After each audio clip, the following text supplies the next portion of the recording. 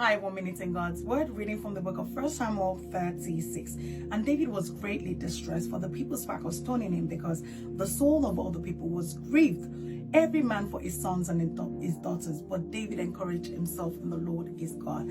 I need you to understand that the only reason David was able to encourage himself in the Lord his God was because he remembered the faithfulness of God. He has seen God come through for him in diverse ways, so he was able to remind himself that there is still a God that rules and reigns in the affairs of men. And then he sought the Lord, and the Lord directed him. You will overtake, you will pursue them first, you will overtake and recover. Oh, God is saying to us that we cannot afford to be discouraged. We might have 30-40 days left to the end of this year, but there is still God that is able to turn things around, that will restore you everything that you have lost since January of this year, or even from 10-20 years ago. But you cannot afford to be discouraged.